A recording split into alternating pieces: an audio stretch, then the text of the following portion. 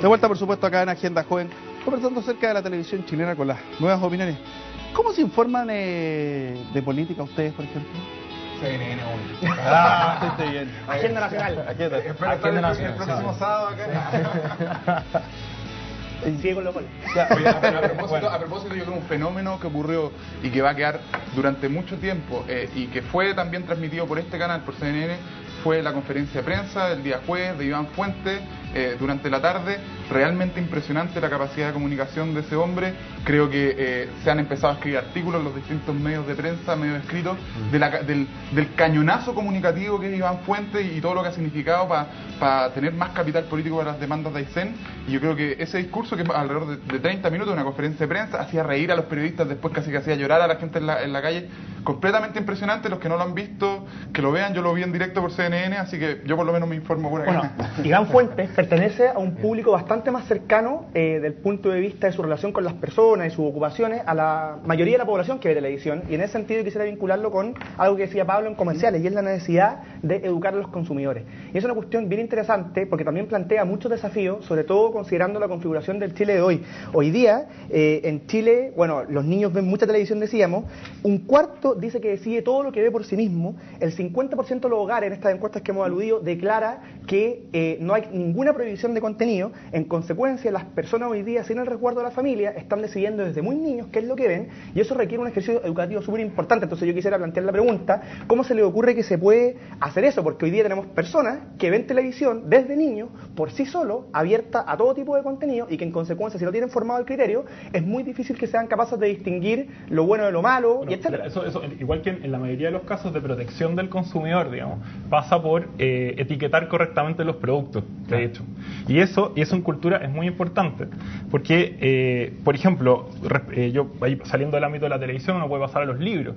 En el caso de los libros, nosotros en América Latina, a veces como los primeros libros que llegaron eran Biblia, tenemos una especie de temor reverencial por los libros y respeto profundo. Entonces cualquier libro es un libro y por lo tanto es bueno.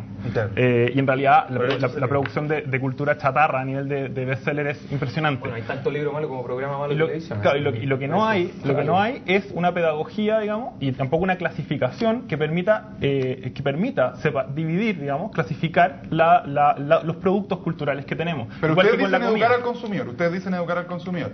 Yo creo que primera cosa, y que a mí me gustaría dejar en claro, yo creo que la relación entre la televisión, dado su importancia cultural, no es la de un mero consumidor. No es la de un mero consumidor. Y hay que tener algo súper en claro. Algo tan básico como el espectro electromagnético por el cual se transmite la televisión hoy en día es un bien escaso y es un bien de interés público que no puede ser entendido como un bien que, digamos, se puede distribuir simplemente al mejor postor. Claro. Eso es una cosa, y si estamos de acuerdo, maravilloso. Ojalá que la gente que piensa parecido a usted y que legisla... ¿Cómo asignarías eso? El punto está, y ahí quiero volver a lo que se decía, esto de que la forma de educar a este consumidor, que yo le diría no es solo un consumidor, es un ciudadano, son un ciudadano en formación, son niños también, no es solo etiquetar correctamente. Un ejemplo es la última ley de televisión y de medios que se aprobó en Argentina a fines del año 2009, en el cual hay un defensor público de los consumidores o de quienes son los receptores de esta información. Entonces, no solamente pasa en esta ilusión de etiquetar los contenidos, de etiquetar las opciones, sino también en entregar poder efectivo, real, a quienes son los ciudadanos. Mira lo que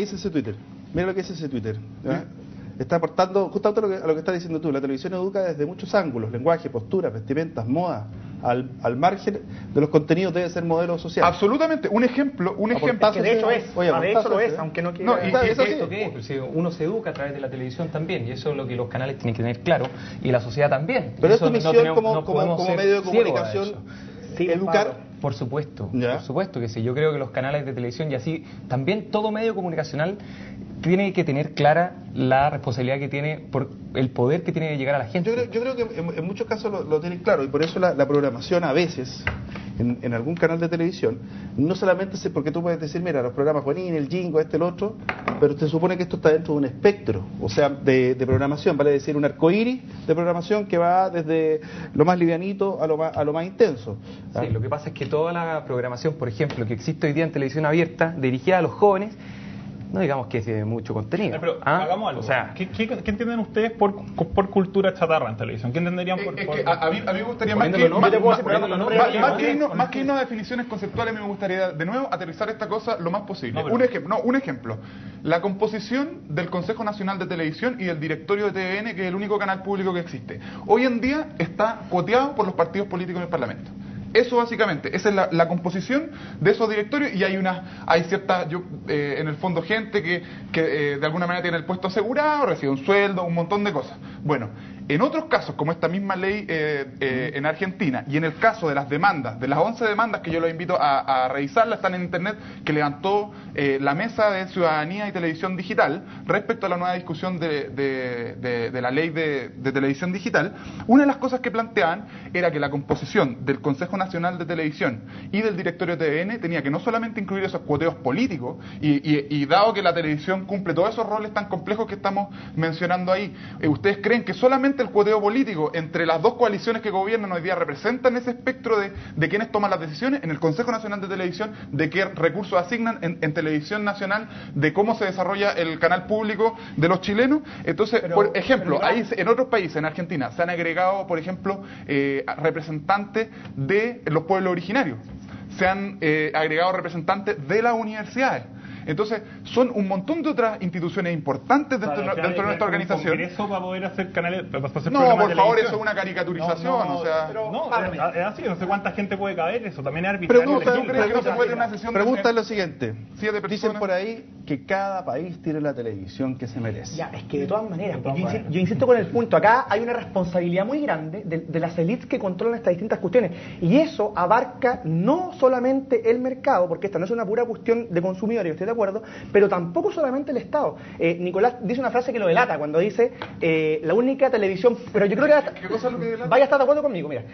Tú decís, la única televisión pública es la televisión de Televisión Nacional. Ojo, eso si tú entendís público como sinónimo de lo meramente estatal. Pero aquí lo que estamos hablando es que todos los canales, no solamente los que sean de propiedad del Estado, tienen una función pública que cumplir. Y en ese sentido, volvemos al punto. Aquí se requiere una articulación mancomunada entre Estado, sociedad civil y mercado. No hay antagonismo. Tú citabas a Iván Fuentes, el mismo mensaje de él. Acá nosotros tenemos que construir una sociedad en la cual tomemos responsabilidad de que nuestros actos producen efectos en los demás. Y en ese sentido yo estoy de acuerdo contigo. Obviamente que me parece muy cuestionable que la toma de decisiones públicas esté en el monopolio de los partidos políticos, pero construirlo de una manera distinta requiere entender que el resto no es un enemigo y que acá se requiere una cuestión más mancomunada que confrontacional. Si por ejemplo mi amigo aquí Pablo dice que cuando yo digo que se incluyan un par de personas más que los 2 o 3 que hoy día toman decisiones entre 4 paredes es armar un congreso para tomar decisiones, bueno, yo creo que caricaturizando de esa manera no vamos a poder. Van a estar más apretados, ¿no? Bueno, pero van a haber más visiones encontradas. Yo creo que hay que tener un poco más de amplitud, salir de la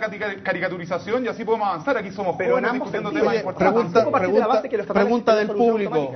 Pregunta o aporte del público. Ahí dice, creo que es bueno preguntarse por qué las personas prefieren ver este tipo de programación rápida y fácil de consumir.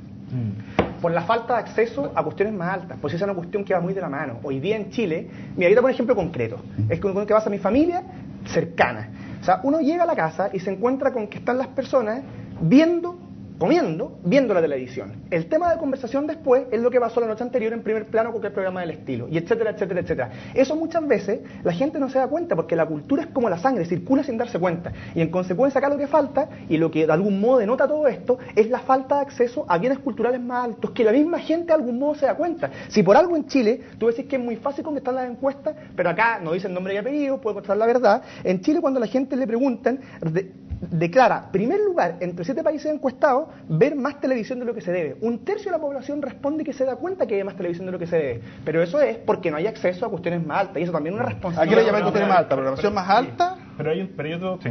¿O te refieres al tiempo libre? Porque hoy día el tremendo negocio que se nos presenta a contar es el negocio del ocio.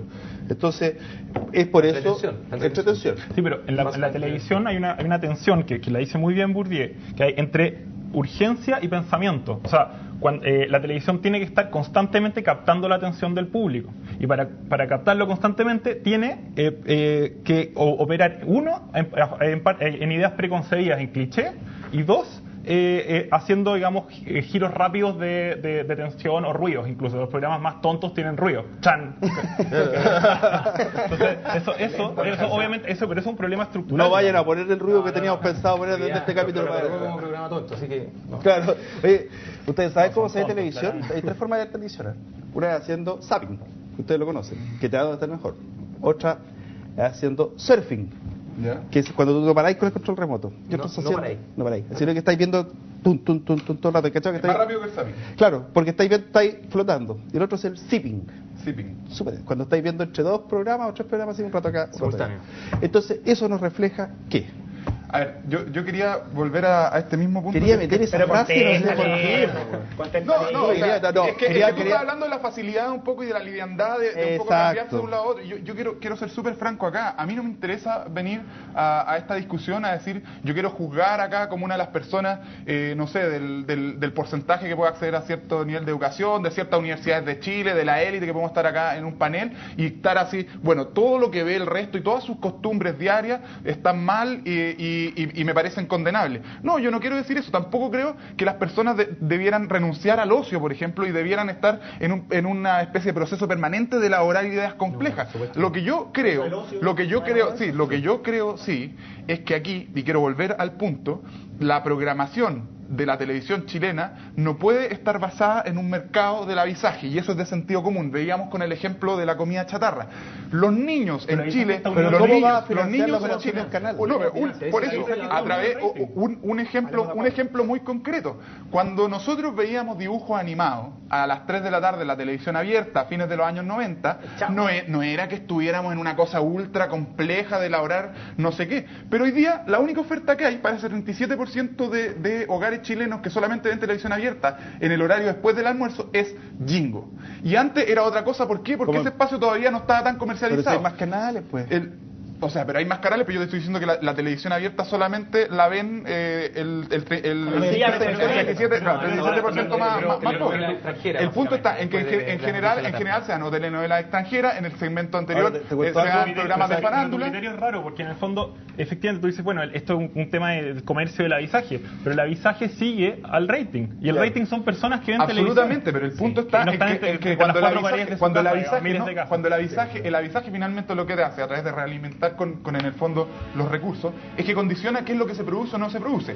Y hoy día hay cosas que son de calidad probada internacionalmente y también por el rating, que solamente se financian con recursos públicos. Y hoy día bajaron los recursos públicos los parlamentarios de derecha, y a mí me parece que hay que volver sobre eso. Tú tuvieras que invertir, tú compraras la publicidad, tú quieres que la publicidad la vea la mayor cantidad de gente y a tu público objetivo, ¿no es cierto? Y tienes un programa que no llega a ese público objetivo, llega muy poquito. ¿Pondrías las lucas ahí? O sea, por supuesto que yo como empresa tengo derecho a decidir dónde pongo las lucas. El punto está, para la vuelta de comerciales, porque la gente quiere ver, la gente quiere ver comerciales. Voy a contestar claro. Lo que pasa es que estáis bajando. ¿Esto también se tiene que mantener algo más?